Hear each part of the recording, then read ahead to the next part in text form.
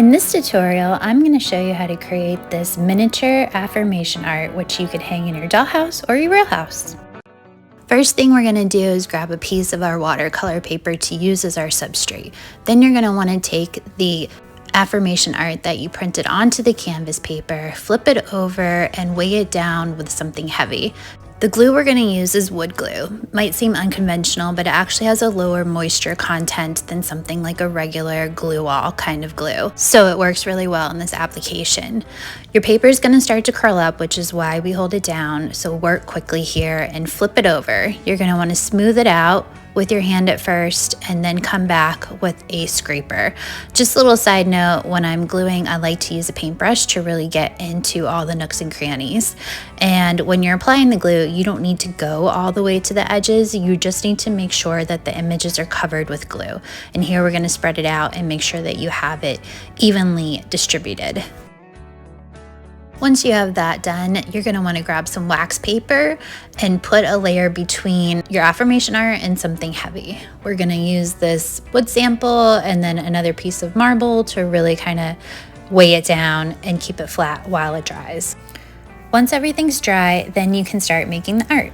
First, we're going to do the hanging version. So here I'm cutting out the artwork using my X-Acto knife and corkback ruler, and you can either leave space on the top and bottom or cut it close to the edge. This will be determined by where you want to put your wooden dowels. Looks really cute, huh? So this one you can see I cut really close to the edges. Next, you're going to grab your toothpicks and then you're going to align the edges of your artwork with your toothpick and give about 1/8 of an inch overhang on each side. Mark that with a pencil and then use your miter shears on the flat 90-degree straight across angle to cut them out. And then once you have that done, you're going to want to sand it. This just helps to clean up any edges, and I find that small circular motions work best. So once you have one nice and clean, then you can use it as a guide and repeat the same process to cut the next one. And this way you have two sizes that are pretty darn close. At this point, you're going to want to paint or stain or do whatever decorative treatment you're going to do to the dowels.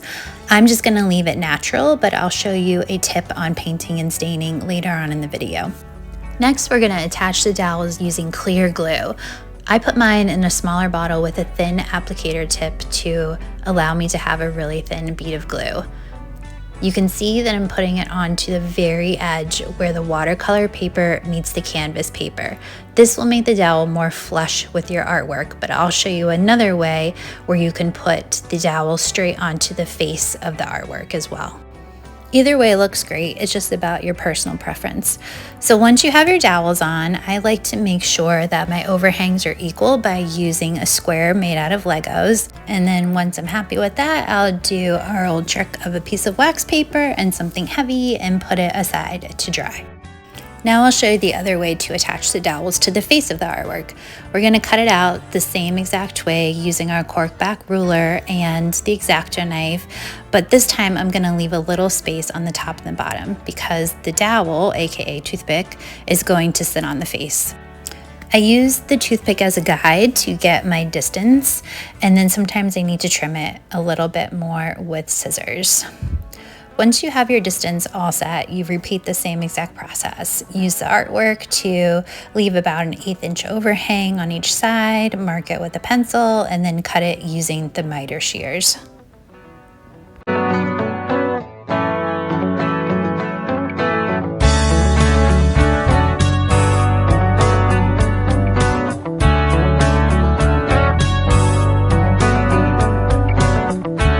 Then you use the same clear glue, but apply it to the face of the artwork, not the edges where the canvas paper and the watercolor paper meet. So you can see I'm putting it exactly on the face there, and then we'll repeat the same step for the bottom.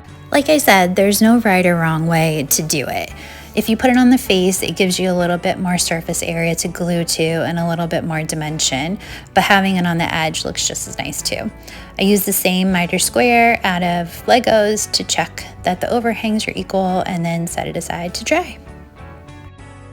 Once everything is dry, then comes the hard part of deciding what color of embroidery floss you're going to use to create the actual hanging element of the artwork. I had some really pretty pinks, but ultimately I decided to go with black.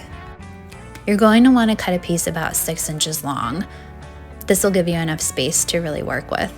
Here I'm splitting the embroidery floss into 3 pieces instead of the usual 6 in a strand. This just makes it a little bit less bulky, but if you decide you want tassels, you might want to keep this full. It makes for a nicer tassel. Then you're going to tie just a simple knot, and before you tighten the knot, slip one end of the dowel into the hole and tighten around the dowel. Then you'll do a second knot so it's double knotted in place. An important note, if you're going to do tassels, try to get your knot end pointed down so that your tassels are pointed down. Next, you're going to want to determine how long of a hang you want and give yourself some slack for that, and then repeat the same process of tying a loose knot, slipping the end of the dowel into the knot before tightening, and then doing a double knot on top of that.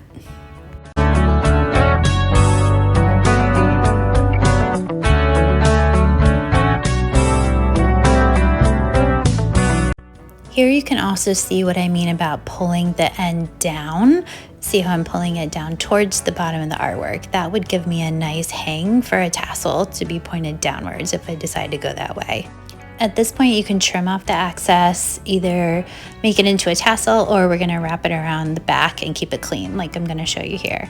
To secure it, the first thing I like to do is put a little dab of glue onto the wooden dowel where the embroidery floss is sitting.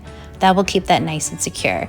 And then since I'm not doing tassels on this one, I also put a dab on the back of the watercolor paper and then wrap my loose ends around and secure them in place by pushing them into the glue and then rubbing a little bit of that glue on top. And there you have it. Now it just needs to sit and dry. And while it's drying, we'll move on to showing you a tassel version. So you're going to repeat the same process of the double knotting over the edge of the dowel, and be mindful to keep your loose edge where you're going to be creating your tassel pointed down.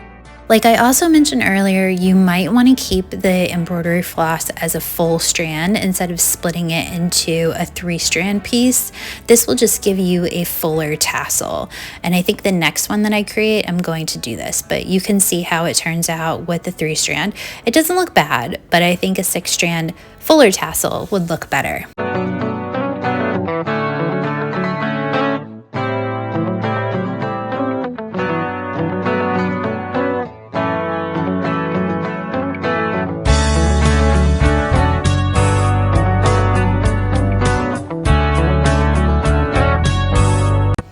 Once you have all of your knots made, then you're just going to trim off your loose ends to the length of the tassel that you want.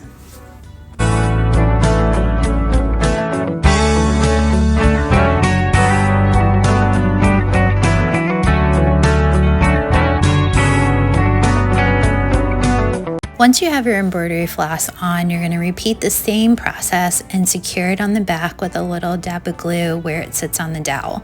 Now, since we're doing tassels, we're going to split up the loose threads using just a needle and a little bit of glue. Here I've got it on my hand, and then I dab it in a little bit, and this helps to really define each individual strand and give it a little bit more life and character to your tassels. And there you have it. This one is done with some tassels. So cute. We'll set that aside to dry as well. Moving right along, now we're going to create a frame for our artwork using coffee stirrers. One very important thing to note is that we are going to be building the frame directly onto the canvas paper, so do not cut it out first. First, we're going to build the frame. So you're going to want to mark your edges and then adjust your miter shears so that you're making a 45-degree angle and a 135-degree angle. This will give you some really nice crisp mitered edges. You could also do a butt joint where you just put end to end, but I think having a mitered edge really gives it a nice finished look. Once I have both edges cut, I just like to double check that my sizing is correct. And since this artwork is a square, I can use one piece as a guide for all of the edges. Also, I like to use a very fine grit 220 sandpaper to sand the edges smooth. I also find it's helpful to go in a sweeping motion from left to right instead of going up and down. You're going to want to use a very light touch because you could very easily change the angle of your miter and then you won't have such nice crisp edges. So very light touch when you're sanding. A little bit goes a long way. Once you've got all your pieces cut, I like to do a dry fit prior to finishing just to make sure everything is going to fit properly. Then you can move on to painting. Painting tiny things can be a little bit tricky, but I've got a really simple hack for you. I like to take a piece of scrap wood and wrap it with a piece of wax paper, securing all the edges. This gives me a larger surface to hold when I'm painting or doing something more decorative. Then I like to take a piece of double-sided tape and secure my tiny pieces onto the wax paper surface. Then I can go ahead and paint and not have to worry about my pieces moving around or touching them or paint sticking to my surface. Here I'm using a really pretty paint color called Raleigh Peach by Benjamin Moore, and I'm only doing the face and the exposed top and bottom. I'm not doing the mitered edges so that I can maintain a really nice joint when I glue everything together. I like to do one coat, let it dry, and then do another coat. When everything's dry, it's very easy to just pop off all the pieces. You might find that you need to do a really light sanding on the edges, and this can be done very easily by creating a sanding block just by wrapping a piece of that fine grit sandpaper around something stiff. In this case, I have a stone sample. It's also a good idea just to wipe it off with a microfiber cloth since you will be using glue. And then you can simply start your assembly.